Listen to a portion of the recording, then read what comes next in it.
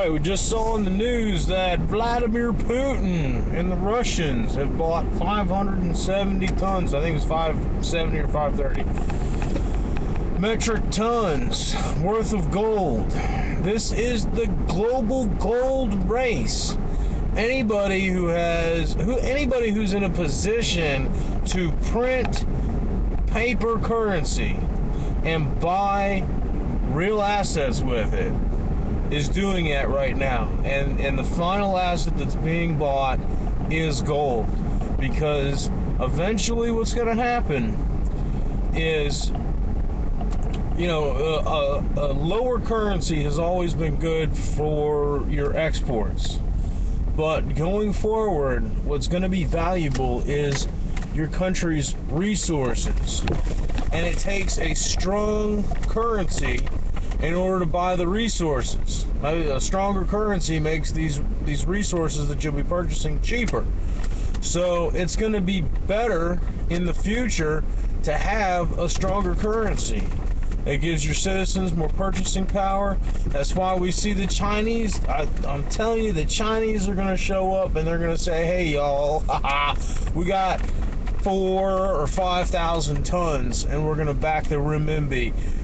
There was also an article that just come out saying that China has now surpassed the U.S. In global trade, and the yuan makes up at least half or over half of all of the currency that's being traded worldwide.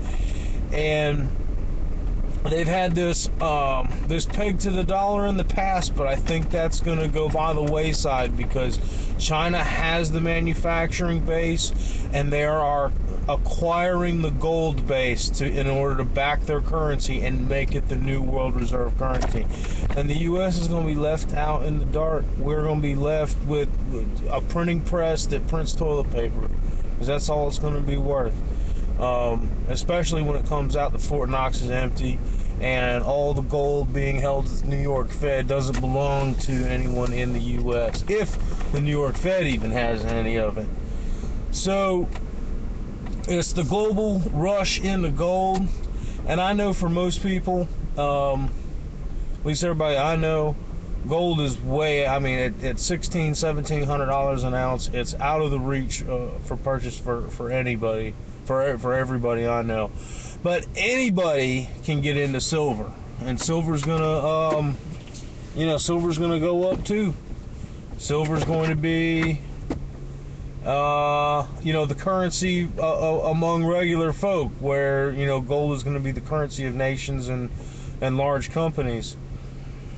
So whatever you have, it doesn't matter how broke you are. Anybody can get together $20-25 and get down to your local coin shop and get yourself 10 mercury dimes. 1964 and earlier. It's going to be a great way to preserve any kind of purchasing power that you want to hold on to. Just like in my last video, we talked about Hugo Chavez. Overnight, these people woke up one morning and found out they just lost almost half of the purchasing power in their currency overnight. And it's probably going to happen in Japan because they're being run by a bunch of currency psychopaths, and it's probably going to happen in England. That's why we got Max and Stacy staged up over there, getting ready to have a front seat view of what's going on over there, and it's gonna happen here in the United States. Overnight devaluation, and it'll probably, our government is so corrupt and so misleading, and they're probably going to use some kind of deflection, some kind of alternate story, and that's why we've been having all these stories about cyber crimes and cyber terrorism. The bank holiday and the dollar devaluation will probably come in the form of a cyber bank attack, a banking hack attack.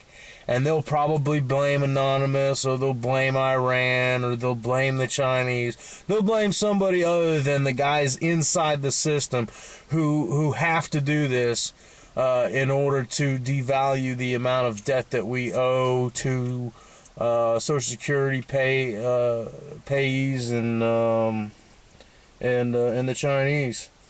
So, if there's anything the U.S. people are good at, it's a black market. War on drugs, it's a big joke because it's easier to get whatever you want than it is, you know, having to pay all the taxes on your liquor or whatever. The government's a big joke. The police state's a big joke. It's all for us. It's all to put us down and to put us into camps and have us someplace to go when we can't afford the mortgage and get foreclosed on by debt that was issued out of thin air. It's all a big fraud, and looking back in history, I always look at none of these crazy madmen like Mussolini or Mao or Hitler. None of those guys would have been able to come to power unless there was a bunch of men willing to accept paper notes as payment to run around on power trips and act like psychopaths and murder, rape, and rob their fellow countrymen. And unfortunately, that's the kind of culture that we're seeing with the federalization of the local police. And you've got this guy running out in California, and I suggest that anybody who wants to judge him, they need to read what he wrote first. I don't know if all of it was written by him, but the first half of it certainly would explain his actions. And that's just one guy. That's one man that's causing all those problems. And our government is setting up a situation where there will be millions like him. So, think about it. Get out of those bonds. It's going down. If the interest rates go up because only the Fed is buying Treasury bonds, I don't think interest rates will go up. I don't think they can go up. The Fed is just going to buy more and more bonds. You want to dump your bonds? Call up Ben Bernanke, because he's the only one going to be buying them. So that's all for now.